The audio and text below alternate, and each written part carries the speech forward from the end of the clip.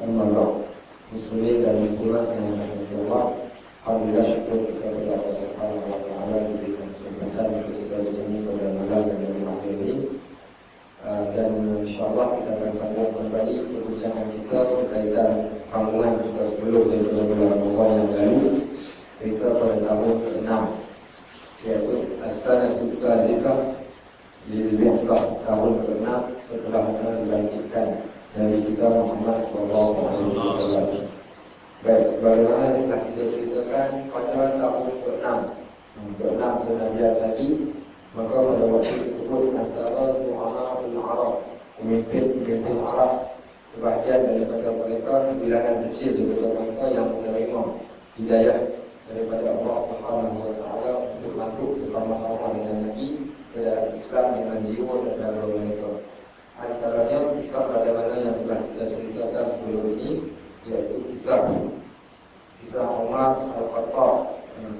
Umar Al-Khattab yang telah masuk Islam, yang setelah mana berlaku satu peristiwa, iaitu adik beliau yang membawa satu tulisan yang ditulis pada satu kulit, iaitu surah berkaitan tentang satu surah Taha yang diturunkan oleh Allah pada waktu tersebut, dan mereka menyalin pada lembaran kulit. Kemudian bawa balik ke rumah, maka baca ramai-ramai. Ketika mana tengah baca, Umar datang. Setelah mana ada seorang lelaki yang datang meliput kepada Umar. Umar tengah duduk memaki Nabi satu hari. Dia duduk dengan buah-buah Quraisy sambil memaki Nabi, mencerca Nabi dan berkata perkara-perkara yang buruk pada Nabi. Kemudian datang seorang lelaki bercakap kepada Umar, "Ya Umar, engkau sibuk dengan tanda maki Nabi, mencerca Nabi, mencerca Muhammad. Kau tahu tidak adik engkau dah pun masuk Islam? Adik beliau yang bernama Fatimah binti Khattab dah pun masuk Islam. Engkau sibuk mencerca Muhammad, tapi adik engkau sendiri yang masuk Islam." Bila dia dengar adik dia masuk Islam, Umar Al-Khattab rasa geram dan teramat sangat. Dia cari adik dia. Sampai ke rumah, maka dia terdengar iaitu suara-suara orang yang membacakan, berbincang tentang sesuatu. Bila dia masuk ke rumah, dia wawakan lembaran yang ditulis ayat ataupun dalam surah Taha tadi, sehingga menyebabkan Umar marah. Dia minta supaya ditunjukkan kepada dia. Bila ditunjukkan kepada Umar Al-Khattab membaca lembaran tadi, bermula daripada ayat yang pertama dalam surah Taha, "Taha ma anzalna 'alaika al-Qur'ana litashqa illa tadhkiratan liman yakhsha", sehingga sampai ayat yang kelima dari riwayat mengatakan, maka jatuh terjelepuk Umar Al-Khattab. Maka daripada surah itu ataupun ayat itulah yang membawa beliau untuk bertemu dengan Nabi SAW. Baik, tetapi peristiwa hidayah itu bukan maknanya Umar Al-Khattab terus mendapat hidayah semata-mata begitu sahaja, tapi dimulakan dengan salah satunya antara doa Nabi SAW, bagaimana yang disebut dalam kitab ini. Karena Nabi SAW yas'alullah al-hidayah li du'ama'il Arab birrahmi min kufrihim wa yarju an ya'azzallahu bihimul Islam. Adapun Nabi SAW kata pengarang kitab, minta hidayah, mohon hidayah daripada Allah Subhanahu wa taala kepada pemimpin Arab yang ada pada waktu tersebut. Sebab itu kita kata di sini kepentingan memohon hidayah untuk seseorang. Kita tengok orang yang sesat, kita mohon hidayah Allah kepada orang yang sesat. Kita tengok orang yang jahil, kita mohon hidayah dan ilmu kepada orang yang jahil. Kita tengok orang yang jahat, kita minta ya Allah, mudah-mudahan Allah buka hati orang-orang yang jahat, buka hati orang-orang yang sesat ini supaya mereka dapat terima Islam. Dan ini yang Nabi minta. Nabi SAW minta petunjuk dan hidayah daripada Allah supaya mereka dapat keluar daripada kufur kafir mereka dan mengharapkan masuk mereka ke dalam Islam dan menjadikan mereka orang-orang yang memuliakan agama Allah Subhanahu wa taala. Nabi SAW minta kepada dua orang pimpinan Arab di dalam doa Nabi. Nabi minta dua orang pimpinan Arab untuk masuk Islam. Yang pertama sekali adalah Abu Jahal. Yang kedua sekali adalah Umar Al-Khattab. Kenapa Abu Jahal dan kenapa Umar Al-Khattab? Kerana dua orang ini pemimpin yang paling besar sekali di antara pimpinan Arab. Pemimpin yang paling berkuasa sekali dan pemimpin yang paling bersangatan sangat-sangat permusuhan dia kepada Islam sampai ke satu tahap tak boleh nak dengar langsung disebut nama Muhammad sallallahu alaihi wasallam. Maka kita nak orang-orang yang jahat macam ni, kalau sekiranya dia masuk ke dalam Islam, maka mereka akan menguatkan Islam dengan pegangan mereka yang baru ataupun akidah mereka yang baru. Maka tak mustahil pun bagi Allah Subhanahu wa taala nak bagi hidayah kepada sesiapa pun sebagaimana yang Allah sebutkan di dalam Al-Quran. Bukan Nabi kita sallallahu alaihi wasallam yang bagi hidayah. Nabi minta, tapi yang bagi hidayah adalah Allah. Bagaimana Allah sebut, innaka la tahdi man ahbabta walakinna Allah yahdi man yasha. Wahai Muhammad, innaka la tahdi man ahbabta, kamu tak mampu pun nak bagi hidayah kepada siapa orang yang kamu nak. Barangkali mungkin kita nak ibu bapa kita dapat hidayah, kita nak bagi hidayah dekat dia. Contohnya kita katakan kita dapat hidayah, kita nak bagi hidayah kita. Ayah, mak ambil sikit hidayah saya yang sebelah ni, supaya ayah mak dapat hidayah. Tak boleh. Kerana Allah kata, kamu tak mampu nak bagi hidayah kepada siapa yang kamu nak. Walakin Allah yahdi man yasha. Tapi Allah lah yang berkuasa nak bagi hidayah kepada sesiapa pun yang kita nak.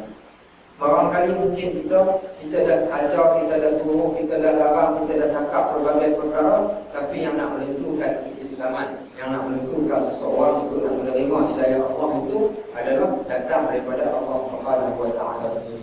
Sebab tu kita tak boleh mendalil dada dengan mengatakan sebab akulah seseorang itu dapat hidayah. Tidak. Bahkan Nabi sendiri tak berkata dalam keadaan yang begitu. Mana hak hidayah ini adalah hak mutlak daripada Allah, tetapi nak tak nak kewajipan kita kena mohon hidayah kepada Allah. Sebab itu di dalam khutbah Jumaat, ketika mana khutbah yang kedua, khatib dituntut antaranya kita diminta untuk berdoa. Kepada siapa kita berdoa? Antaranya kepada orang-orang Islam. Selain daripada orang Islam, muslimin dan muslimat, kita dituntut juga untuk berdoa kepada pemimpin-pemimpin kita. Kebiasaan dalam khutbah ataupun teks khutbah yang setiap Jumaat dibacakan, ya Allah, kita minta supaya Allah berikan petunjuk dan hidayah kepada pemimpin-pemimpin kita, supaya Allah Subhanahu wa taala jadikan hidayah itu mereka dapat hidup Islam dan dapat mempraktikkan Islam pada segenap lapangan kehidupan kita di dunia dan di akhirat. Baik, dan ini yang berlaku. Dan inilah yang diceritakan ketika bagaimana kisah Umar Al-Khattab yang masuk Islam pada waktu tersebut, berjumpa dengan Nabi dengan dalam keadaan dia pergi jumpa Nabi. Apa dia buat? Bawa pedang dia. Sampai dekat rumah Nabi, diceritakan pada waktu tersebut, faqala lahu 'inda zalika Umar fadallani ya Umar 'ala Muhammad hatta atihi fa aslam. Waktu tersebut Umar Al-Khattab berjumpa dengan seorang lelaki, seorang sahabat yang bernama Khabbab. Berkatalah Umar kepada Khabbab, wahai Khabbab, boleh tak kau bawakan aku untuk aku bertemu dengan Muhammad, untuk aku jumpa dia dan aku masuk Islam. Faqala lahu Khabbab, maka berkata bagi dia Khabbab, wa fi baitin 'inda Safa, pergilah kalau kau nak jumpa Muhammad ada dekat salah satu rumah berdekatan dengan Bukit Safa. Dan bersama-sama dengan Muhammad pada waktu tersebut adanya sekumpulan sahabat-sahabat Nabi. Baik, maka fa'akhadha Umar sayfihi fatawashshimahu, maka apa dia buat? Dia pun tanggung pedang dia. Umar Al-Khattab ni orang yang kuat, orang yang cerdik, orang yang pintar, dan orang yang antara orang yang paling bengis pada waktu tersebut. Dia jalan kat mana-mana dia bawa pedang. Dan antara diceritakan dalam beberapa riwayat, Umar Al-Khattab ni mempunyai misai. Dan misai ini misai yang tebal. Misai pun dah tahu lah kata orang tu orang yang garang. Salah satu tabiat dia disebut, istilah orang karam ni, gelintir misai. Apa dia gelintir? Pintal. Memintal misai dia. Bila dia duduk saja-saja dia akan pintal misai dia. Dan ini tabiat Umar Al-Khattab. Pintal misai itu pun kita dah tahu orang ni orang yang ganas, orang yang kasar, orang yang garang. Dan ini yang berlaku kepada Umar Al-Khattab. Baik. Kemudian ketika mana sampai di rumah yang disebutkan tadi, maka summa amada ila Rasul sallallahu alaihi wasallam fa daraba alaihi al-bab. Falamma sami'u sawtahu qama rajulun min ashabi Rasul fa nadhara min qilal al-bab. Ketika mana dia sampai, dia ketuk pintu dan memanggil nama Nabi sallallahu alaihi wasallam. Bila sahabat-sahabat dengar suara orang ni panggil Nabi kita Muhammad sallallahu alaihi wasallam, bangun seorang lelaki di kalangan sahabat dan dia pergi mengintai di sebalik pintu fara'ahu mutawashshihan bisayf, dan dia tengok Umar ni datang bawa pedang.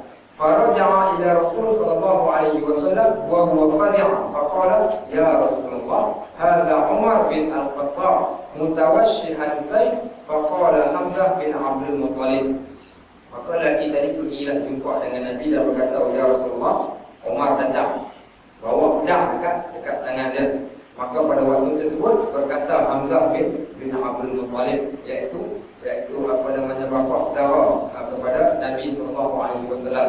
Fa azina lahu, diizinkan baginya. Fa in kana jaa yuridu khairan fadzalnahu lahu, wa in kana jaa yuridu syarran qatalnahu bisayfi.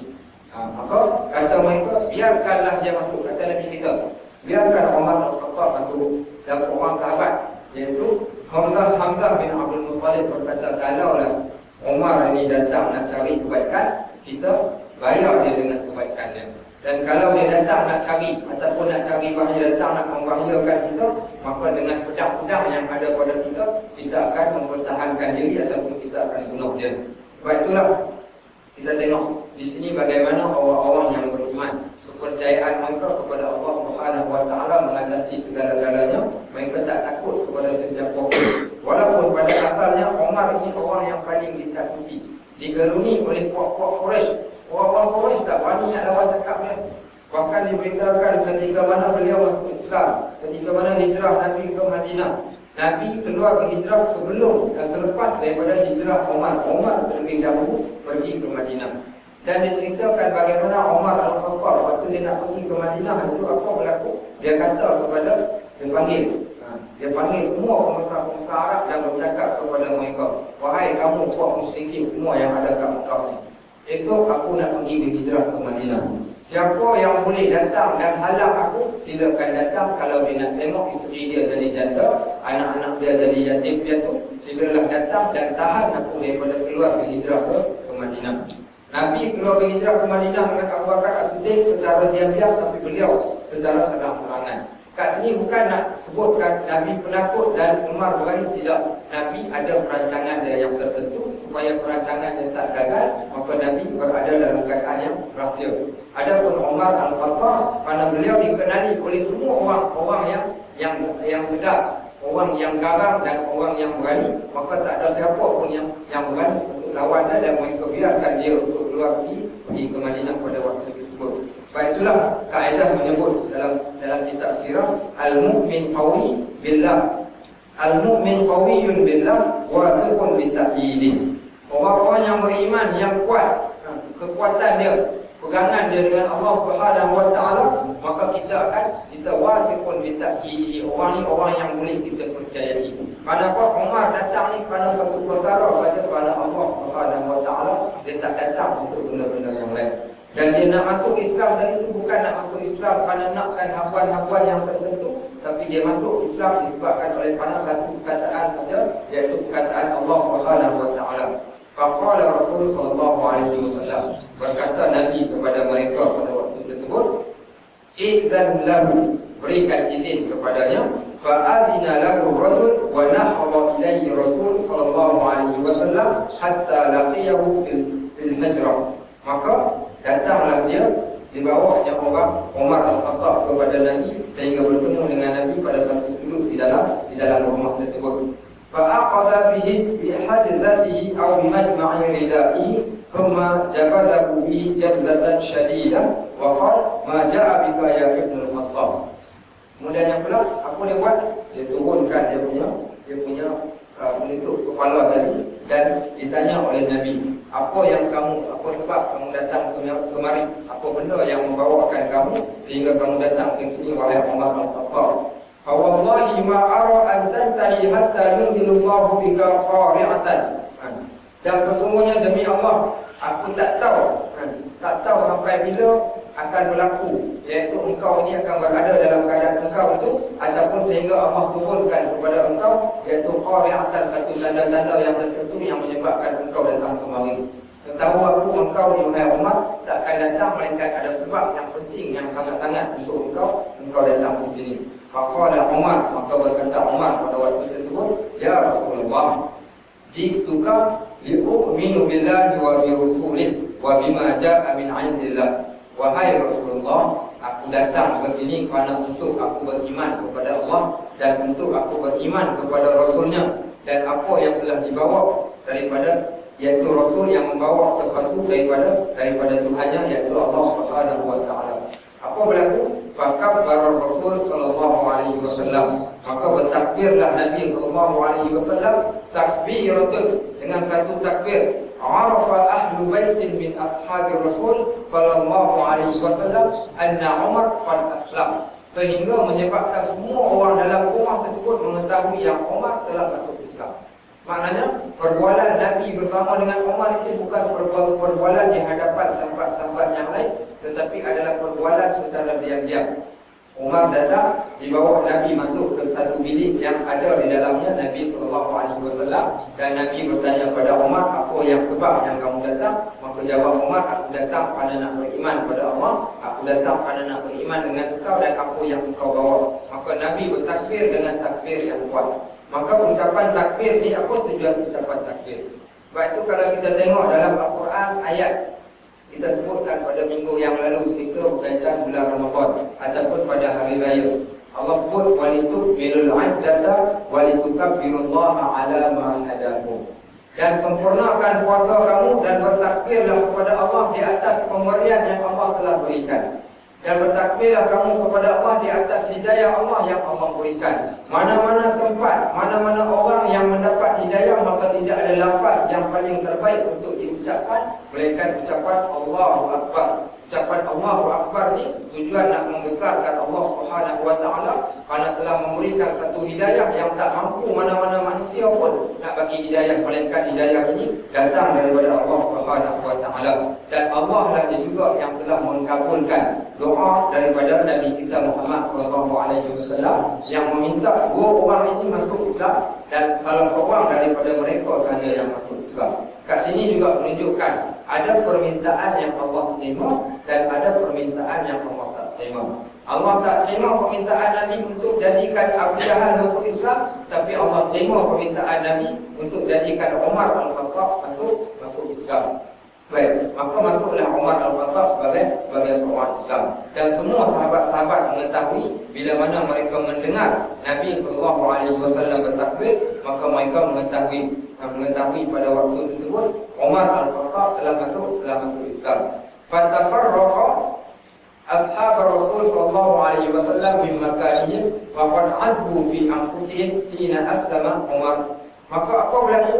Semua sahabat-sahabat Nabi yang duduk dalam majlis ni semua pergi berjalan, ceritakan kepada orang-orang yang lain. Semua pernah keluar dan sebarkan apa? Umar dah masuk Islam, Umar dah masuk Islam. Semua mereka bertakbir kerana seronok sangat-sangat orang yang digeruni pada awalnya tiba-tiba telah masuk Islam. Maka inilah yang Nabi telah sebutkan dalam salah satu hadis. Apa kata Nabi? Khairuhum fil jahiliyah khairuhum fil Islam. Orang yang pada zaman jahiliahnya adalah orang yang baik, tetapi orang yang pada zaman jahiliahnya adalah orang yang mulia, adalah orang yang baik, adalah orang yang kuat. Bila dia masuk Islam, dia akan jadi lebih kuat dan lebih hebat lagi. Orang yang pada zaman sebelum Islam dia barangkali mungkin dia tidak mulia, dia tidak kuat dan dia tidak ada apa-apa, tapi bila dia masuk Islam, Allah akan muliakan mereka dengan keislaman yang ada pada mereka. Kita lihat bagaimana orang-orang yang berhijrah, artis yang berhijrah, orang seni yang berhijrah, orang biasa yang berhijrah, orang politik yang berhijrah, mana-mana orang yang berhijrah daripada tidak baik kepada baik, daripada tidak Islam kepada Islam, daripada separuh Islam kepada keseluruhan Islam, maka kita akan dapati di dalam diri orang-orang ini satu kelebihan dan satu kemuliaan yang mereka takkan dapat kecapi ketika mana sebelum mereka masuk menceburi di dalam lapangan Islam ini. Inilah yang kita katakan, kita perlu keperluan seseorang itu kalau dia nak cari satu kemuliaan, tidak ada satu kemuliaan pun yang paling hebat melainkan kemuliaan yang diberikan oleh Allah, dan tidak ada kemuliaan yang paling hebat di sisi Allah adalah kemuliaan Allah yang memberikan hidayah kepada semua kita yang ada kat sini. Baik, itu yang disebut oleh Nabi, ini yang disebut oleh Umar Al-Khattab. Umar Al-Khattab dia masuk Islam dengan kesedaran, masuk Islam dengan hidayah yang Allah berikan. Sehingga Umar Al-Khattab bercakap dengan satu kata-kata yang diterima dan dipakaikan kata-kata itu sampai ke hari ini. Apa kata-kata Umar Al-Khattab? Nahnu qaumun a'azzana Allahu bil Islam wa mahma tawainaha li ghairi azallana Allah. Kami ini kaum, kami ini puak, kamu ini orang yang mana kami dimuliakan Allah disebabkan oleh mana Islam yang kami diberikan oleh Allah. Kami, Allah muliakan kami sebab kami ini adalah orang Islam.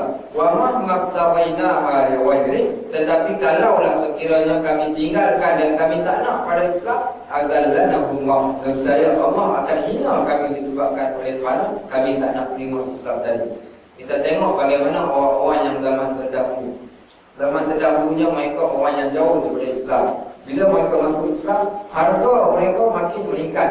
Harga diri mereka makin meningkat. Bahkan kita tengok hidup mereka makin bertambah kerana keberkatan yang ada pada Islam itu tadi. Dan ini yang berlaku kepada Umar Al-Khattab pada waktu tersebut. Baik. Kemudian apa berlaku?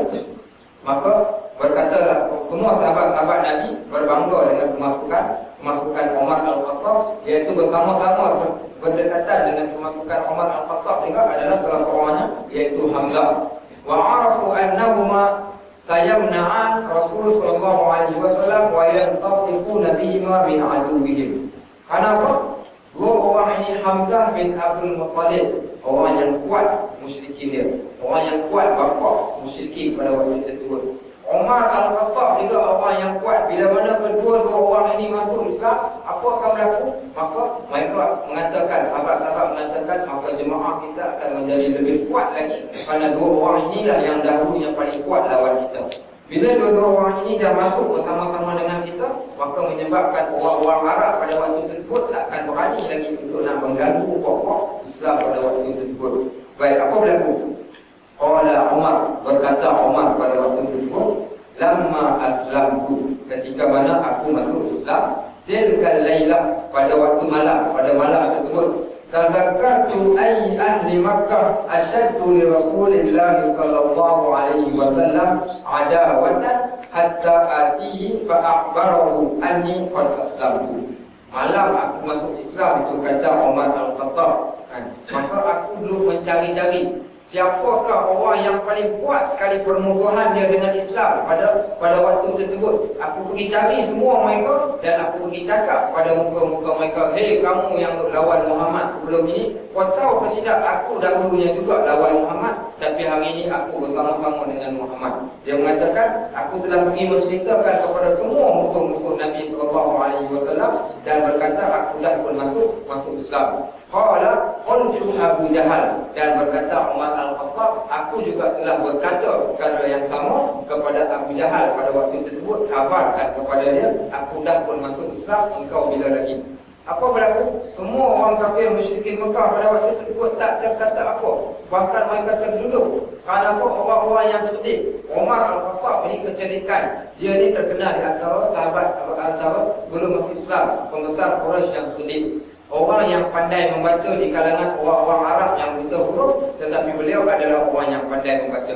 Sebab itu dia dapat lihat dan dia dapat kenal dan dia dapat baca lembaran yang ditulis pada lembaran yang dibawa oleh adik beliau berkaitan tentang surah Toha pada permulaan yang kita ceritakan tadi. Baik. Fa aqbaltu hina asbahtu hatta qarabtu alaihi babin. Dia katakan, maka aku pernah pergi bertemu dengan Abu Jahal. Kemudian aku sampai dekat rumah dia, aku pun ketuk pintu dia. Qala fa kharaja ila Abu Jahal. Maka cerita Umar Al-Khattab, keluar dia pergi bertemu dengan Abu Jahal. Abu Jahal pun keluar. Fa qala marhaban wa ahlan bi ibni ukhti ma ja'a bi. Abu Jahal tanya dia, ahlan wa sahlan, selamat datang. Mainlah masuk dulu. Dengan apa sebab datang, apa cerita yang best ni? Wahai anak saudara perempuan aku. Maknanya taraf Abu Jahal dan Umar ni anak saudara kepada Abu Jahal. Maja abi, apa sebab yang kau datang? Ada apa hal? Qala jitu li akhbiraka anni qad amantu billah wa bi rasulih Muhammad wa saddaqtu bima ja'a bi. Maka berkatalah Umar Al-Khattab dengan bangganya, sesungguhnya wahai Abu Jahal, kau tahu ke tidak, aku dah pun masuk Islam dan aku dah pun beriman dengan Allah dan Rasulnya Muhammad, dan aku percaya semua yang dibawa oleh Muhammad SAW. Qala Umar, kata Umar Al-Khattab pada waktu tersebut, fa daraba al-bab fi wajhi wa qala qabahaka Allah wa qabaha ma ji'ta bih. Maka apa berlaku? Umar Abu Jahal pada waktu tersebut apa dia buat? Dia tutup pintu. Umar Al-Khattab datang berada di hadapan pintu, ketuk pintu. Abu Jahal buka. Abu Jahal tanya, kenapa kau datang? Umar Al-Khattab pun jawab, aku datang nak cakap kat kau, aku dah masuk Islam. Abu Jahal cakap apa? Dia tak cakap apa-apa. Kemudian dia hempaskan pintu di hadapan muka Umar Al-Khattab pada waktu tersebut. Wa qala, dan berkata dia di sebalik pintu. Abu Jahal kata dekat Umar Al-Khattab di sebalik pintu, qabahakallah wa qabaha ma ji'ta bih. Mudah-mudahan Allah menjahanamkan engkau. Maknanya sebab tu dinamakan mereka ni musyrikin Mekah, orang yang syirik pada Allah. Kerana dia pun percaya pada Allah, dia sebut nama Allah dengan bersumpah, demi Allah, mudah-mudahan Allah akan binasakan engkau wahai Umar, dan apa yang telah engkau bawa pada aku pada hari ini. Marah dia. Diceritakan, sebab itulah dalam kitab ni dia tulis satu kaedah, al-mu'min yafrahu bi imani wa la yakhafu billahi lawmata laim. Orang-orang yang beriman, mana-mana siapa sekalipun yang beriman, yang dia duduk dalam Islam, maka seharusnya dia akan berbangga dan dia akan seronok dengan keimanan yang ada pada dia. Dan dia tak takut sedikit pun apa-apa ujian yang Allah nak berikan. Bahkan dia tak takut kepada sesiapa sekalipun. Kenapa? Kerana dia percaya setiap perkara yang berlaku itu adanya qada dan qadar yang telah ditentukan oleh Allah Subhanahu Wa Taala.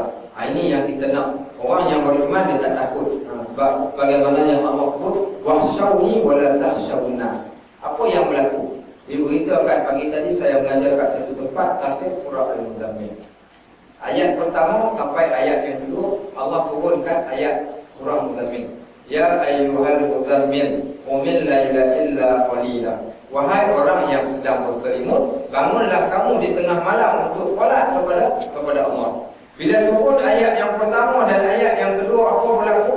Riwayat daripada Aisyah, bila mana ditanya kepada Aisyah tentang ayat ini, dan Aisyah mengatakan ketika mana diturunkan ayat ini, Nabi SAW dan juga sahabat-sahabat Nabi ridwanullah alaihim ajma'in pada permulaan Islam, mereka menganggap bangun di tengah malam untuk mendirikan solat itu hukumnya wajib. Maka kata Aisyah radhiyallahu anha, maka telah berlakulah pada waktu tersebut Nabi dan juga sahabat-sahabat yang lain bangun di tengah malam selama 12 bulan, sehinggalah turun ayat yang ketiga, yang keempat dan yang kelima di dalam surah Muzammil, iaitu mereka menganggap solat malam itu sebagai satu kewajipan pada perintah Allah. Dan Allah bila mana melihat semua sahabat-sahabat melaksanakan solat tengah malam sehingga sampai ke satu keadaan mengoboratkan mereka. Diceritakan bagaimana sahabat-sahabat Nabi sampai bengkak-bengkak kaki mereka bangun di tengah malam untuk solat malam. Bangun tengah malam solat sampai bengkak kaki. Kita katakan minggu lepas kita pun bengkak kaki juga, tapi bengkak kaki sebab gaul, bengkak kaki sebab makan.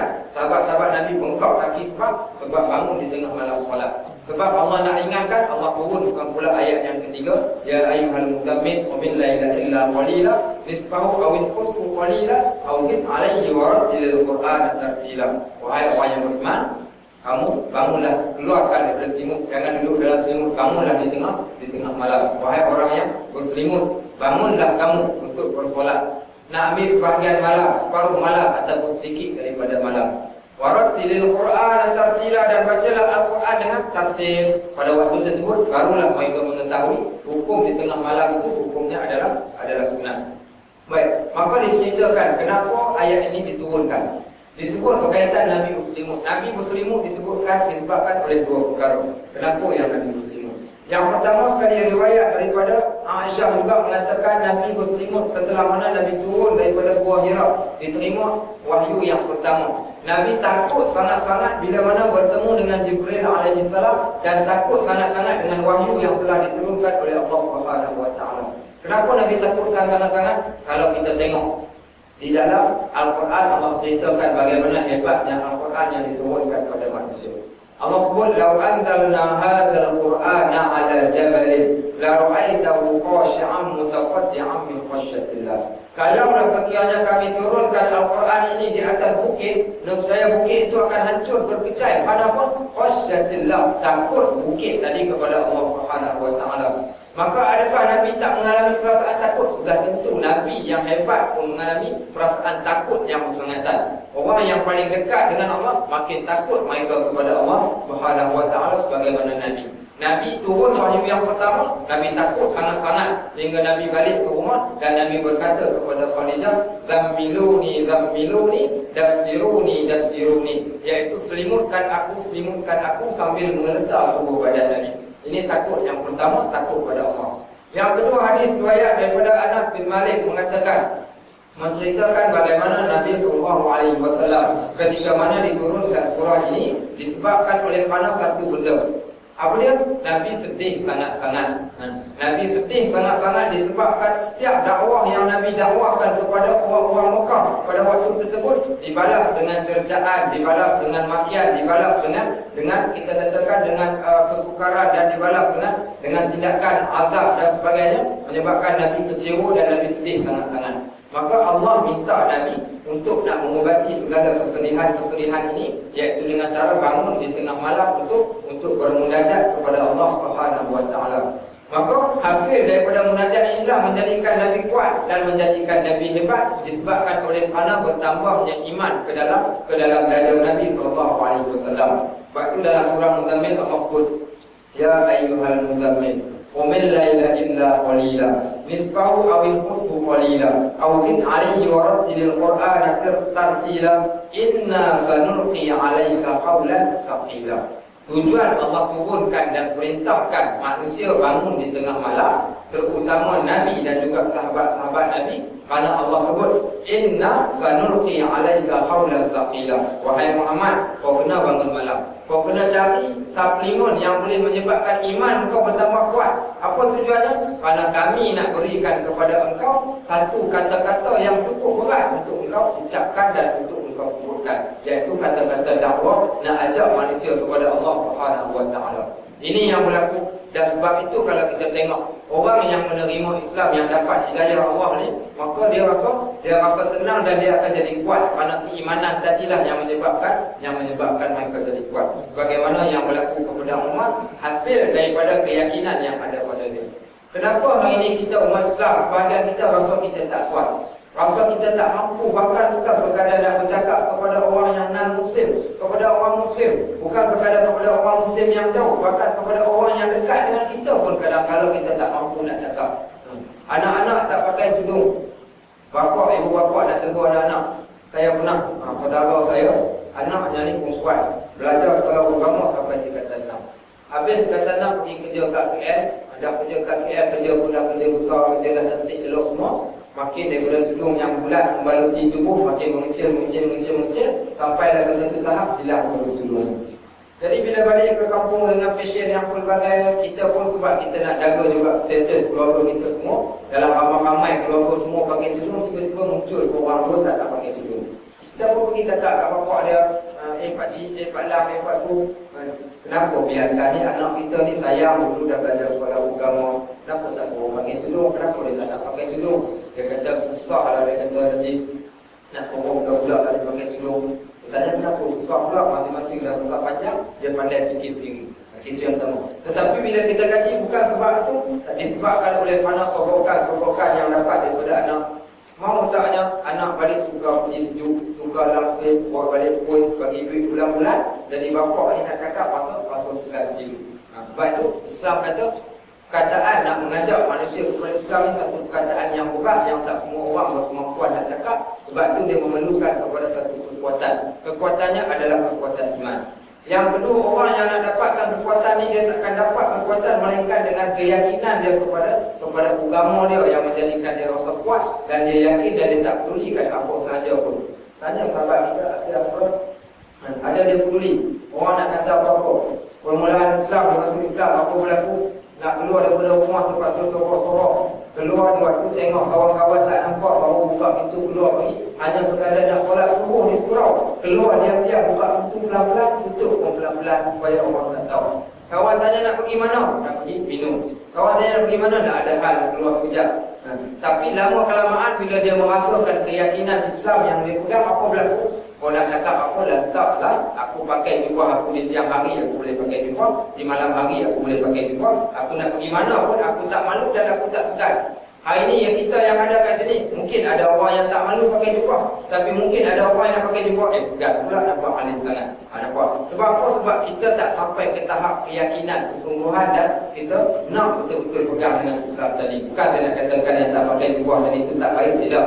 Tapi nak katakan orang yang bila dia rasa benda tu satu benda yang baik, dia takkan mundur ke belakang dan dia takkan rasa kecewa, takut, bimbang dan sebagainya. Dia akan buat betul-betul. Dan ini yang berlaku, apa berlaku kesan daripada kesungguhan dia. Daripada dahulu bapaknya tak izinkan, maknya tak izinkan, keluarga-keluarganya yang marah, kawan-kawan yang kata gila, apa berlaku? Semuanya terpaksa tutup mulut dan tak ada poin pun untuk nak cakap muka dengan orang yang tak betul. Hari ini, bapak dia tak cakap apa kata? Bapak dia dah izinkan, mak dia pun dah izinkan. Daripada dihidangkan benda yang haram, bila dia balik rumah sekali dah tak ada lagi benda-benda yang haram, dan mereka respect kepada dia, maaf tak ada apa-apa masalah pun. Saya tanya kepada dia, tanya apa sebab? Wallahu a'lam, saya rasakan dia doa dia Allah terima. Saya cakap kat dia itu, saya kata nak tak nak, tak ada satu kuasa pun yang boleh melembutkan, mengungkapkan hati perasaan ibu bapa kamu, melainkan kita kena minta doa daripada Allah Subhanahu wa taala. Minta doa, ya Allah engkau lembutkanlah hati ibu bapa aku supaya dapat terima aku dan keislaman aku. Dan mudah-mudahan minta juga mereka untuk turut serta bersama-sama dengan kita di dalam Islam ini, cara yang paling terbaik. Maka itu permintaan kita kepada Allah hasil daripada keyakinan kita, hasil daripada keimanan kita, maka Allah bantu kita dan Allah akan jadikan kita orang yang cukup kuat dan kita tak peduli apa sahaja yang nak sampai kepada kita. Baik, maka cerita bagaimana Umar mengatakan Abu Jahal marah sehingga dihempasnya pintu dan menyebut memaki beliau pada waktu tersebut. Yaqulu Abdullah bin Mas'ud radhiyallahu anhu. Seorang sahabat Nabi yang bernama Abdullah bin Mas'ud. Dia kata inna Islam Umar, sesungguhnya Islam Umar Al-Khattab kana fathan, seakan-akan satu pembukaan baru, lembaran baru di dalam Islam pada permulaan Islam pada waktu tersebut. Wa inna hijratuhu kanat nasran, dan hijrah beliau daripada bukan Islam kepada Islam seakan-akan satu bantuan dan pertolongan yang Allah turunkan dan Allah salurkan melalui masuknya Islam Umar Al-Khattab. Wa inna imaratahu kanat rahmatan, dan sesungguhnya kepimpinan yang ada kepada beliau, kepahlawanan, ketegasan yang ada kepada beliau itu menjadi satu rahmat kepada Islam dan juga kepada seluruh orang-orang Islam yang berada di Mekah. Baik, walaqad kunna wa ma naqdiru an nusalli 'indal Ka'bah. Pada sebelum masuknya Islam Umar Al-Khattab radhiyallahu an, setiap orang kami, bahkan Nabi SAW sendiri pun tak mampu untuk nak bersolat di dalam Masjidil Haram. Semua orang, sahabat-sahabat Nabi tak boleh nak masuk ke Masjidil Haram untuk nak solat ataupun nak beribadat di dalam Masjidil Haram berdekatan dengan Ka'bah. Hatta aslama Umar, sehinggalah masuk Islam Umar, maka semua orang-orang Islam mampu untuk beribadat di dalam Masjidil Haram. Falamma aslama Umar qatala Quraisyan hatta shalla 'inda al-Ka'bah wa shallaina ma'ahu wa ma zilna a'azzata munzu aslam Umar bin Al-Khattab. Maka pada waktu tersebut Umar mengatakan, siapa orang Quraisy yang berani kacau kami untuk beribadat kat sini, siap orang semua kena dengan aku. Semua orang kafir Quraisy tak berani nak buat apa-apa, semua pakat tengok sahaja Nabi bersolat dan juga sahabat-sahabat Nabi bersolat. Pada waktu tersebut kata Abdullah bin Ibnu Mas'ud, kami merasa bangga sangat-sangat dengan keislaman dia dan kami merasa bangga sangat-sangat dengan ibadat dan Islam kami pada waktu tersebut, kerana ada orang yang kuat yang mempertahankan kami.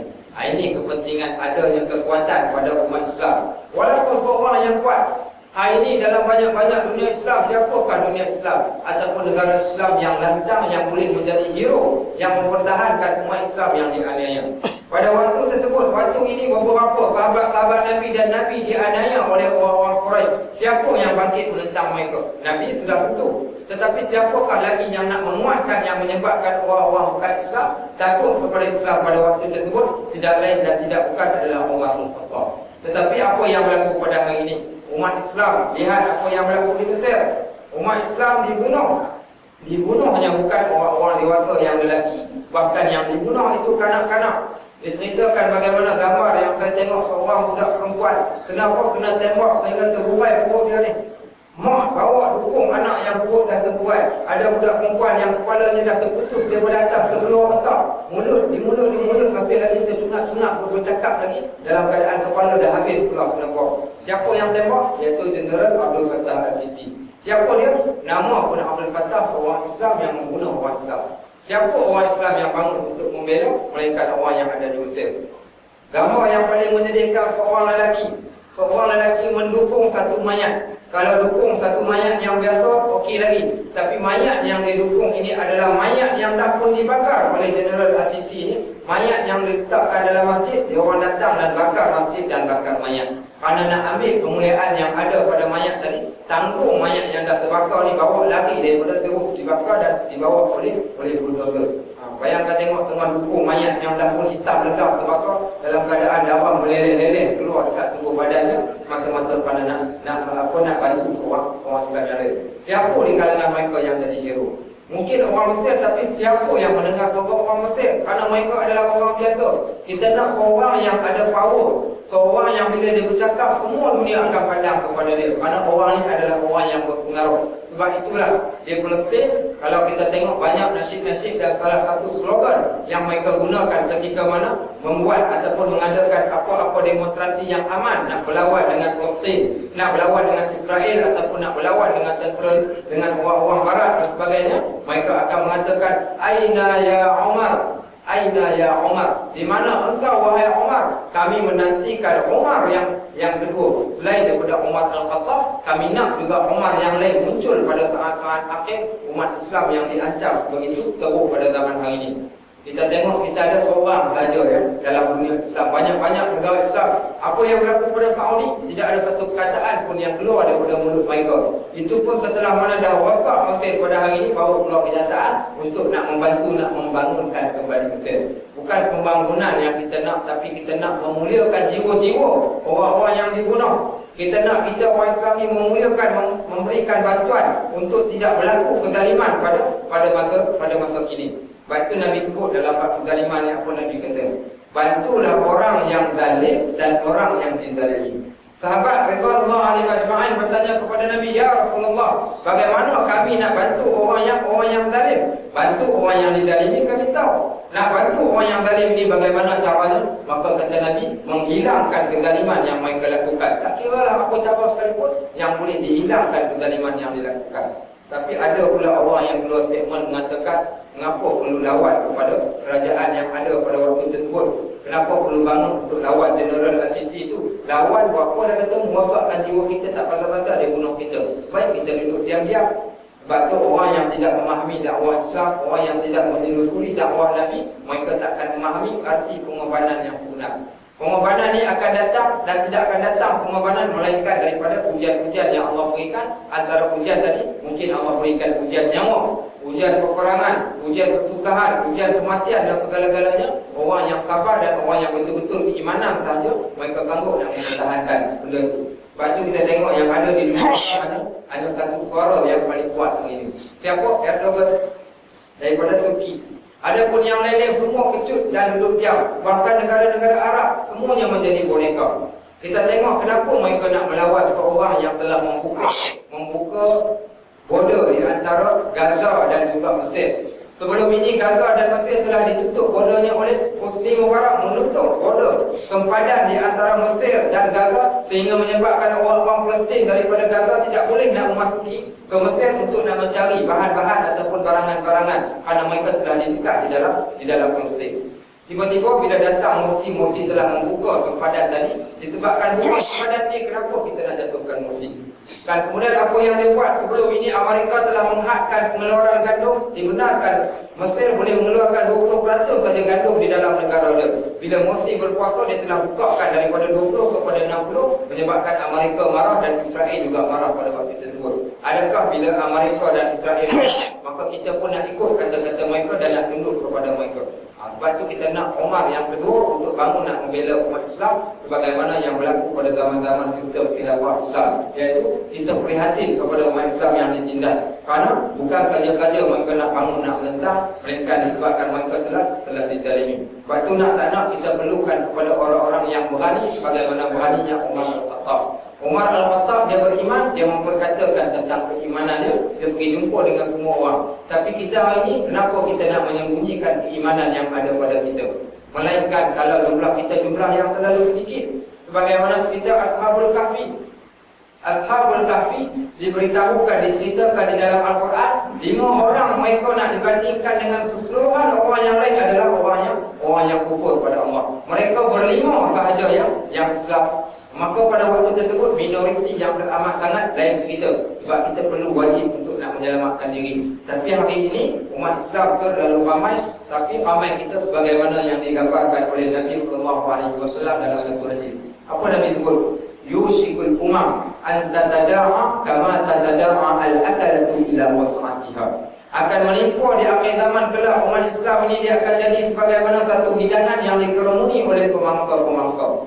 Maka bertanya sahabat-sahabat Nabi, awamin qillatun nahnu yawma idzin ya Rasulullah. Adakah kami pada waktu tersebut kumpulan yang terlalu sedikit ya Rasulullah? Maka jawab Nabi SAW, bal antum yawma idzin katsir walakinnakum usa'un ka usa'is sayl. Kamu pada waktu tersebut jumlah kamu terlalu ramai, tetapi ramai kamu sebagaimana buih yang berada di lautan. Nabi umpamakan umat Islam di akhir zaman sama sebagaimana buih yang berada di lautan. Dan muhaddisin telah mentafsirkan maksud buih yang berada di lautan tadi dengan mengatakan sifat-sifat yang ada pada buih, sehingga Nabi menggambarkan umat Islam sama sebagaimana buih, iaitu yang pertama, buih adalah benda yang tidak ada harga, tak boleh dijual beli.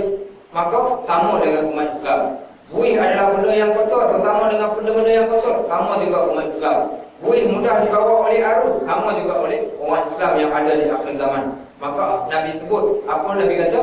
Wala yadhafannallahu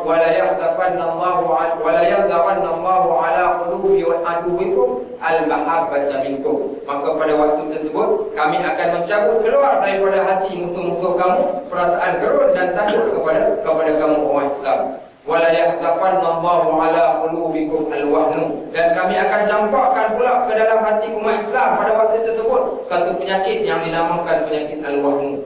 Maka bertanya sahabat-sahabat Nabi, wa mal wahnu ya Rasulullah? Apakah penyakit wahnu itu ya Rasulullah? Maka kata Nabi SAW, al-wahnu itu yaitu hubbud dunya wa karahiyatul maut. Cintakan kepada dunia dan takutkan kepada kematian. Ini yang berlaku terhadap hati umat Islam hari ini, yang gilakan kepada dunia sehingga kita lupa dan kita tak takut kepada Allah, dan tak ada siapa pun yang nak bela sahabat-sahabat kita. Ada orang yang sampai ke tahap tak tahu menahu pun cerita dan isu yang berlaku di Syria, yang berlaku di Mesir, cerita yang berlaku di Syria, dan cerita yang berlaku di negara-negara umat Islam di Rohingya, di selatan Thailand, di Mesir, di Syria, di Arab, dan seluruh negara-negara yang ditimpa masalah-masalah macam tu. Maka nak tak nak kita perlukan kepada orang yang berani. Dan orang yang berani ni, dia mesti kena ada kuasa. Hari ini kita tak nak berani saja tanpa kuasa, sebab tu kita nak berani bersama-sama dengan kuasa. Sebab tu perlunya pemimpin negara Islam, tak kira lah mana-mana negara, perlu mereka untuk bersatu dalam nak menangani benda ni semua. Hari ini OIC pun diam, begitu juga Liga Arab juga diam, PBB juga diam. Yang di Syria sampai dah 2 tahun dah hancur dah negara, baru datang nak tolong. Datang nak tolong nak buat apa lagi dah, negara dah hancur dah, berapa puluh ribu orang pun dah meninggal dunia. Bahkan pada permulaannya bukan mereka datang bantu, bahkan mereka datang nak merosakkan dengan cara diberikan senjata-senjata kepada golongan-golongan pemberontak supaya berlakulah peperangan tadi. Walaupun kita katakan peperangan dalam keadaan banyak penjuru, tapi nak sebutkan di sini, maknanya semakin hari umat Islam tidak ada orang yang boleh bangun membela mereka, melainkan diri mereka sendiri yang membela diri mereka masing-masing. Sebab tu kita nakkan orang-orang yang berani sebagaimana beraninya Umar Al-Khattab pada waktu tersebut. Baik, disebut di dalam kitab ini wa bi Islam ya Umar radhiyallahu anhu, dan juga Hamzah radhiyallahu anhu bada'a ahdin jadid min uhudid dakwah. Bila mana Islam Hamzah bin Abdul Muttalib, Islamnya Umar bin Al-Khattab, maka berlakulah satu perkara baru di dalam dakwah Islam pada titik permulaan pada dakwah Nabi SAW di Mekah. Wasta'lana an-nas bil Islam, dan semua sahabat-sahabat Nabi yang sebelum ini sembunyi-sembunyi untuk mengamalkan ajaran Islam, pada waktu tersebut mereka mula mengiklankan, menzahirkan keislaman mereka. Wasumiya Umar Faruqul Islam, dan mereka telah menamakan Umar sebagai Umar Al-Faruq. Apa maksud Umar Al-Faruq ataupun Al-Faruq? Al-Faruq ini yaitu pembelah ataupun pembahagi di antara yang batil dengan yang baik. Maka beliau lah yang menjadikan dua nampak zahir yang mana yang batil dan yang mana yang baik. Dan beliau juga yang menjadikan mudah untuk nak mengenal pasti siapakah orang yang beriman mampu untuk menzahirkan diri, dan orang-orang yang menjadi musuh pada Islam menjadi takut disebabkan oleh kerana beliau. Dan wasumiyah Hamzah Asadullah wa Asad Rasulih, dan dinamakan kepada Hamzah bin Abdul Muttalib sebagai singa Allah dan juga singa kepada Rasulnya. Dua orang pemimpin ini, yang pertama Umar Al-Khattab digelar sebagai Al-Faruq, dan juga Hamzah bin Abdul Muttalib digelar sebagai Asad, iaitu singa Allah dan juga singa kepada nabinya Rasul sallallahu alaihi wasallam. Baik, kemudian diceritakan pada waktu tersebut, lakinnal ijtihad lam yantahi, tetapi cabaran tetap tak akan berakhir. Cabaran ni sampai bila-bila tetap akan ada daripada permulaan Islam sampailah ke hari ini. Baik, faqad kana al-musyrikun ya'maluna ila al-muslimin farada wa yasubbuna 'alaihimul 'azab wa yatajannibunahum mujtami'in. Pada waktu tersebut mereka juga masih lagi memulaukan orang-orang Islam dan masih lagi mengazab mereka dalam keadaan sekiranya mereka berkemampuan dan mereka melakukan pelbagai benda. Tetapi Islam tetap berjalan, dan berlakulah satu keadaan yang baru pada umat Islam di Mekah pada waktu tersebut adalah al-jahru bil Quran, iaitu menjaharkan ataupun menzahirkan Al-Quran. Iaitu Al-Quran itu dibaca dengan kuat, dibacakan secara terang-terangan, diamalkan secara terang-terangan, nak dibandingkan dengan zaman sebelum itu. Maka berlakulah satu keadaan bagaimana wa'allu man jahara bil Quran fi Makkah Abdullah bin Mas'ud. Orang yang pertama sekali membaca Al-Quran secara terang-terangan di Mekah pada waktu tersebut adalah Abdullah bin Mas'ud. Wa kana rajulan dha'ifan raqiqan, walaupun pada jasadnya, pada peribadinya, Abdullah bin Mas'ud adalah orang yang kerdil, orang yang lemah, orang yang tidak ada apa-apa, badan yang kurus kering, orang yang miskin, tetapi beliau mempunyai satu keberanian hasil keimanan yang ada padanya. Beliaulah orang yang pertama membaca Al-Quran secara terang-terangan. Walakinnahu fi sirtul i'tiqad kana kama wasafahu Rasul sallallahu alaihi wasallam asqal min jabal Uhud. Dan sesungguhnya kata Nabi sallallahu alaihi wasallam, untuk nak berpegang dengan ajaran Islam ini lebih berat lagi daripada bukit Uhud. Tetapi semua mereka dapat mengatasinya. Faqaraja sabahu zata yawmin wa Quraisy fi andiyatuha hatta waqafa 'inda al-maqam wa akhadha yatlu. Satu hari Ibnu Mas'ud dia sanggup disebabkan oleh kerana nak sampaikan juga ayat Al-Quran ni supaya semua orang dapat dengar ayat Al-Quran. Dia pergi dekat salah satu kelab, iaitu kelab orang-orang Quraisy di satu pagi.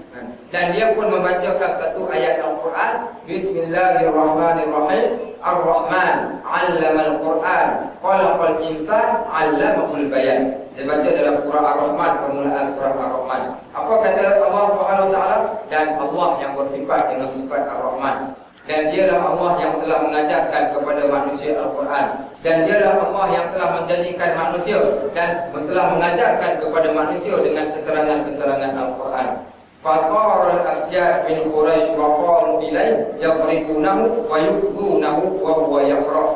Datang semua orang-orang pembesar-pembesar Quraisy, tangkap dia, kelilingkan dia, dan kemudian juga mereka mengazab dia ketika mana beliau sedang membaca, dalam keadaan beliau tak henti-henti mulut dia sambil menuturkan surah Ar-Rahman tanpa henti, walaupun dihentam ataupun diazab oleh pembesar-pembesar Quraisy pada waktu tersebut.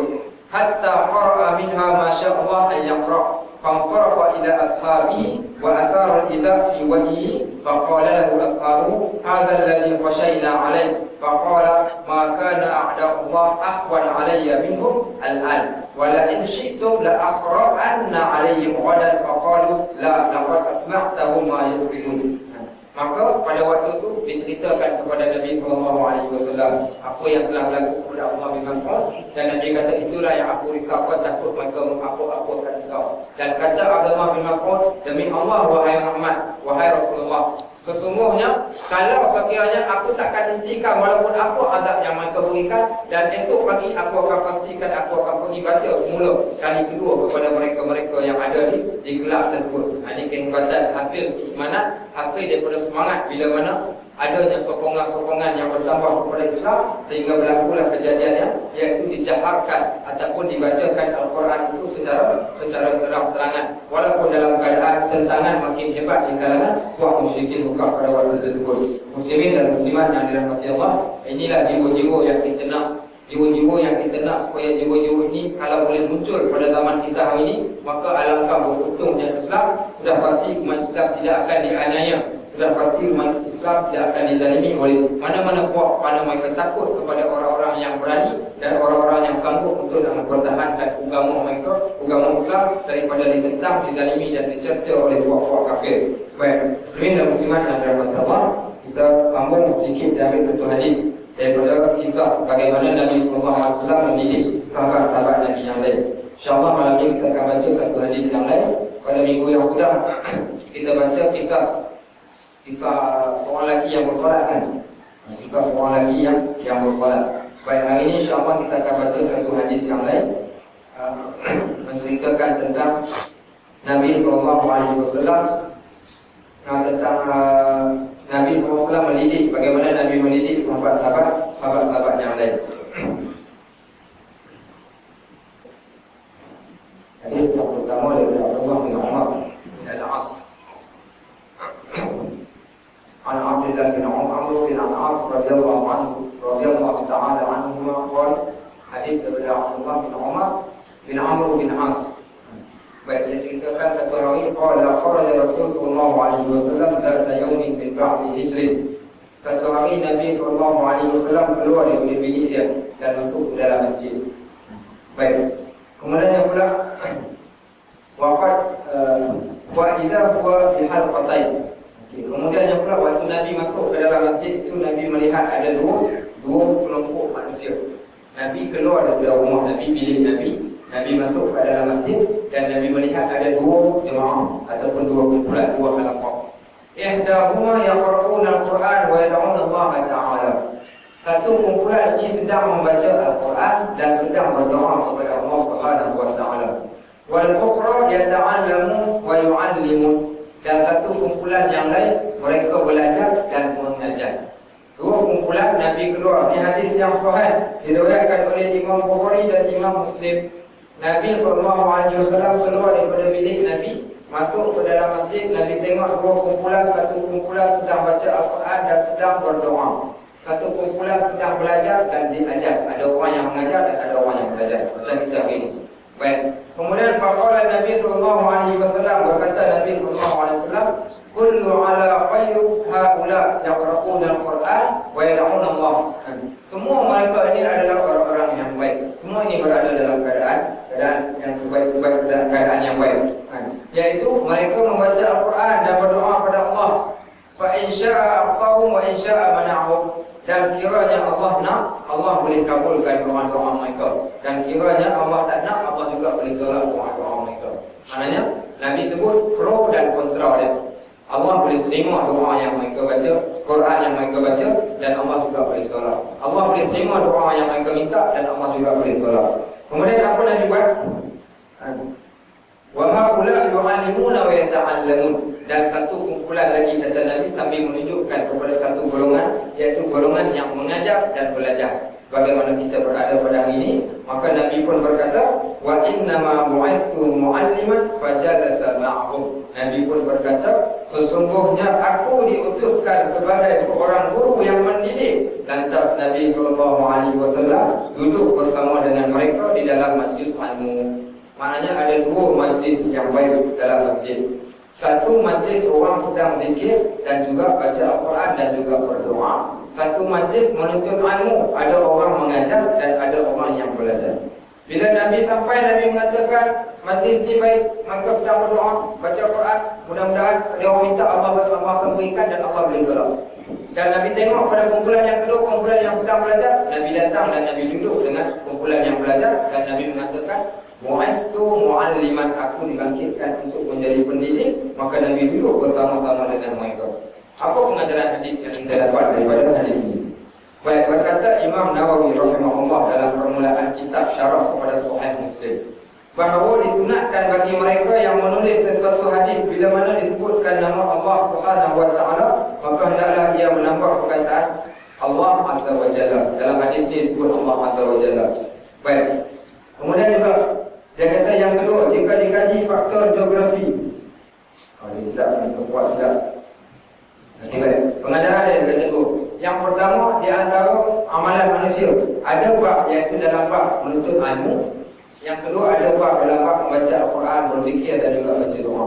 Dan Nabi menyebutkan kelebihan di antara kedua-dua. Kedua-duanya adalah baik, tapi salah satunya menjadi lebih baik lagi daripada yang lain, iaitu orang yang berada di dalam majlis ilmu dan orang yang menuntut ilmu. Dan Nabi mengatakan, aku dibangkitkan untuk menuntut ilmu, nak menunjukkan kepada kita dalam apa-apa keadaan, apa-apa hal sekalipun, ilmu tetap berada pada tempat yang paling tinggi sekali, yang perlu diutamakan daripada apa-apa segala macam yang lain. Kita nak pergi berdakwah, takkan kita nak pergi berdakwah tanpa ilmu. Contoh, kita pergi berdakwah, orang nak tanya kepada kita berkaitan tentang solat musafir. Saya pun tak apa nak pasti. Macam mana kita nak ceritakan kepada orang? Kita pergi berdakwah pada orang, tuan, duit saya ni dah cukup nasab, dah cukup nisab dah ni. Macam mana saya nak keluarkan zakat? Tu kita tanya kepada zakat lah. Takkan kita dah cakap macam tu. Lepas tu kita kata, kita wajib untuk kita mempelajari ilmu. Dengan ilmu tadi menjadikan dakwah kita akan jadi makin hebat dan makin kuat. Kita tengok ulama-ulama yang mengakibatkan ribuan orang boleh masuk Islam. Ahmad Didat, adakah dia bercakap kosong? Tidak. Dia bercakap dengan ilmu yang beliau pelajari, dan dengan ilmu itu yang mengikat orang supaya terima Islam. Kita tengok apa namanya tokoh-tokoh yang asalnya mereka bukan Islam, mereka hari ini mereka masuk Islam. Contohnya Syakiri, daripada orang yang tidak ada apa-apa, disebabkan ilmu yang beliau pelajari, dengan ilmu tadi menjadikan orang masuk Islam begitu ramai. Sebab itu kepentingan kita kepada ilmu, kepentingan kita nak menuntut ilmu, selain daripada kelebihan yang Nabi SAW sebut, man salaka tariqan yaltamisu fihi ilman sahalallahu lahu tariqan ilal jannah. Barang siapa yang mencari satu jalan untuk nak menuntut ilmu, nescaya Allah akan mempermudahkan jalan bagi mereka ke syurga. Fa innal malaikata, maka sesungguhnya para malaikat la tadau ajnihatiha, akan melebarkan sayapnya li talibin ilmin, kepada penuntut ilmu, ridwan fi ma yasna, dan meredai apa yang mereka lakukan. Dan mudah-mudahan insya-Allah kita akan berada di kalangan orang-orang yang berilmu, sebagaimana yang Allah sebut dalam Al-Quran, qul hal yastawil ladzina ya'lamun wal ladzina la ya'lamun. Adakah sama, Allah tanya kita, orang yang berilmu pengetahuan dengan orang yang tidak berilmu pengetahuan. Dan Allah juga menyebut, yarfa'illahu alladzina amanu minkum wal ladzina utul 'ilma darajat. Allah mengangkat darjat di kalangan kamu beberapa darjat, iaitu antaranya orang-orang yang mempunyai ilmu pengetahuan. Dan itu juga Allah sebut, innama yakhshallahu min ibadihi ulama. Orang yang paling takut kepada Allah adalah orang yang di kalangan orang-orang yang mengetahui ilmu, orang yang mempunyai ilmu. Sebab itu kat sini kita nak sebut kepentingan kita belajar menuntut ilmu, berada dalam majlis ilmu dan menyampaikan ilmu, lebih lagi daripada segala-galanya nak dibandingkan dengan benda-benda yang lain. Wallahu a'lam, insya-Allah mudah-mudahan memberi manfaat. Kalau sekiranya ada beberapa soalan boleh dikongsi. Baik. Allah pada keadaan besar Allah. Besar Allah ni pada setiap keadaan. Perkara-perkara yang menjadi menzahirkan kebesaran Allah Subhanahu wa taala. Tengok bulan, Allah Subhanahu. Lepas tu dia ada ucapan Allah Akbar, yang biasaannya digunakan pada bab-bab untuk nak menaikkan, melahirkan perasaan tunduk, khusyuk pada Allah Subhanahu wa taala. Contoh macam takbir hari raya nak menzahirkan kebesaran Allah, tentang nikmat yang Allah berikan disebutkan. Dalam bab datang disebut Allahu Akbar, maka tidak menjadi masalah. Masih lagi dalam bab kategori kita membesarkan Allah, masih dalam perkara fikir. Tidak masuk sampai ke tahap kita menghina, tidak. Diberikan. Sesepak patut Allahu Akbar, boleh? Tak ada masalah. Tapi yang patut kita sebut bukan Allahu Akbar, apa kita sebut sesepak patut? Sesepak patut sebut apa? Inna lillahi wa inna ilaihi raji'un. Berapa? Kata Allah dalam Al-Quran, وبشر المؤمنين الذين إذا أصابتهم مصيبة قالوا إنا لله وإنا إليه راجعون. Sampaikan kabar gembira kepada orang-orang yang ditimpa musibah. Musibah lah. Jatuh tangga musibah lah. Kena langgar musibah lah. Apa kita kata? Katakan kepada mereka, wahai Muhammad, sebutkan inna lillahi wa inna ilaihi raji'un. Kita orang Melayu ambil perkataan ini, kita ucap pada orang meninggal dunia. Kita demam, pergi mengadu kat kawan, aku demam hari ini inna lillahi wa inna ilaihi raji'un. Kita sebenarnya itu yang Islam Allah sebutkan pada setiap perkara yang berlaku musibah ya Allah. Bukan Allah Akbar, tapi kalau sebut Allah Akbar pun tidak menjadi kesalahan. Baik. Okey, baik. Okey, yang berlaku di Mesir, dia demonstrasi aman. Disebut demonstrasi aman. Okey, baik. Kenapa mereka buat demonstrasi aman? Kenapa mereka tak terus bangkit dan menentang perkara yang berlaku? Baik, yang pertama sekali kerana mereka tak sangka penentangan akan berlaku sebegitu rupa. Kerana prosesnya bermula dengan proses demokrasi dan mereka nak angkat demokrasi yang asalnya dengan cara sistem pilihan raya sehingga dikhianati pemilihan yang diangkat presiden itu kemudian dijatuhkan presiden. Dan mereka menganggap mereka boleh selesaikan dengan cara menzahirkan penentangan dengan cara demonstrasi duduk protes begitu rupa. Tapi bila mana berlaku macam tu, dia orang tak sangka yang mereka akan diserang begitu rupa dan mereka sendiri pun tak sangka. Lepas tu mereka mengatakan kami sanggup untuk berada di sini berapa lama sekalipun demi untuk nak mengembalikan kursi itu. Cumanya mereka tak sangka berlaku peperangan dan belum lagi diisytiharkan. Maknanya kita katakan peperangan yang betul-betul pada waktu tersebut. Itu yang pertama. Yang keduanya pula kalau kita tengok keadaan yang berlaku, kerana mereka masih lagi dalam keadaan kita yang tidak mempunyai apa-apa. Maknanya nak berlawan dalam keadaan tangan kosong dengan orang yang mempunyai senjata dan sebagainya. Maka ni salah satu kita katakan masuk dalam kategori maknanya menyerah, macam seakan-akan menyerah diri lah untuk mati. Tetapi orang yang mati dalam keadaan mempertahankan diri bila diserang tu tetap dia masuk dalam kategori orang yang syahid. Tapi kalau sekiranya dia pergi duduk, maknanya dalam keadaan dia nak berperang dalam keadaan tangan kosong, pergi dan lawan orang pakai senjata, kita dengan tangan kosong, maka pada waktu tersebut maknanya memberi mudarat yang lebih besar lagi nak dibandingkan dengan mereka hanya sekadar duduk diam. Tapi kesimpulannya kat situ, mereka diserang disebabkan oleh mana pada anggapan awal mereka takkan diserang hanya sekadar nak tunjukkan protes ataupun nak lawan, nak tunjukkan yang mereka nak menentang dengan cara yang lebih lembutkan, bukan dengan cara kekerasan. Baik, adakah itu kenapa tak buat sebagaimana yang pertama-tama sebelum ini? Bagi saya, Allah alam pandangan saya, zaman hari ini apa yang berlaku di sana belum sampai ke tahap peperangan bersenjata. Okey, kemudian yang pula tidak ada di sana, dia orang masih lagi menunggu perintah mungkin daripada pimpinan-pimpinan yang masih lagi untuk mengatakan jangan lawan sehinggalah keadaan yang sampai ke tahap yang terlalu teruk. Dan hari ini apa yang berlaku? Mereka hanya sekadar orang kata apa bertahan saja daripada melawan. Hanya sekadar dalam cerita media yang disebut tumpuak senjata dan sebagainya. Tapi pada hakikatnya mereka tak lawan sedikit pun. Cuma hanya dakwaan-dakwaan yang dibuat yang mengatakan mereka cuba nak melawan. Kenapa mereka tak lawan macam dulu? Dahulunya negara yang tidak ada, kita katakan pada waktu tersebut kekuatan Islam itu kekuatan yang cukup hebat, kelengkapan yang cukup. Dan dibandingkan dengan keadaan sekarang ni, tak ada orang yang sokong dalam keadaan mereka hanya sekadar jumlah yang tertentu nak melawan dengan satu kuasa yang mempunyai kuasa yang cukup. Maka mudarat bila bertemu dengan kita katakan masalah, mudarat yang lebih besar itu perlu dielakkan, tapi mereka pun tak sangka sekiranya akibatkan mereka kena begitu rupa. Lagi pula yang keduanya pula, untuk orang yang nak berjihad, siapa-siapa yang nak berjihad sekalipun, maka dia perlukan kepada yang pertama kita katakan perlukan kepada perancangan, perlukan kepada satu jemaah yang betul-betul konsisten, dan perlukan kepada medan tersebut adalah dalam medan peperangan. Kalau tidak, kita akan masuk dalam medan fitnah. Contoh apa yang berlaku di Mesir ataupun di Syria. Di Syria dah dikira medan perang, adapun di Mesir belum lagi diisytiharkan sebagai medan perang. So keadaan di Syria dan keadaan di Mesir tak boleh disamakan. Medan perang, ya, kita boleh untuk waktu tersebut menzahirkan peperangan kita. Adapun di Mesir belum sampai ke tahap diisytiharkan sebagai medan peperangan. Begitu juga di Iraq dah masuk dalam zon perang. Lepas tu dalam dalam Al-Quran Allah sebut uzina lil ladzina yuqataluna bi annahum zulimun. Iaitu kita tak boleh berperang sehingga kan berlakunya peperangan. Tadi orang datang dalam bentuk peperangan baru kita boleh lawan. Sebagaimana kita nak bunuh orang Yahudi. Kita berperang Palestin, perang dengan orang Yahudi. Kita orang Islam marah pada orang Yahudi. Kita tunggu dekat KLIA, orang Yahudi datang masuk ke Malaysia, kita bunuh dia. Hukum kita bunuh dia pada waktu itu salah dan kita boleh bunuh balik.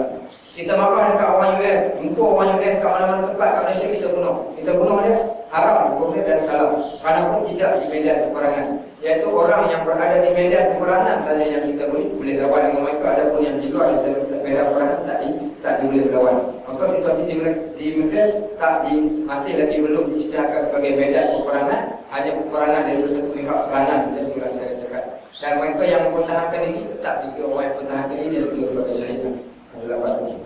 Adapun pada zaman Sultan Muhammad Al-Fatih, waktu tersebut mereka dah memang tentera yang memang tujuan pergi untuk tujuan berperang. Dan sedangkan yang ada ni hanya sekadar orang-orang biasa, orang awam saja. Okey, tak salah InsyaAllah dalam berdoa. Alhamdulillah sallallahu alaihi wasallam. Alhamdulillah sallallahu alaihi wasallam. Sayyidina Maulana wa ala alihi wasallam. Allahumma ta'ala jama'an al-mu'min wa tafarraqan ba'd al-farqa ma'suma wa la taj'alna shaqiyyan wa la mahruman wa la matrudan. Allahumma inna nas'aluka al-huda wa qurba min al-qur'an alladhi la ilaha illa anta wa ja'al al-hubbaka habba ilayna wa nahina wa nafsina wa lana ma'al ibadah al-Qur'an. Alhamdulillah rabbil alamin.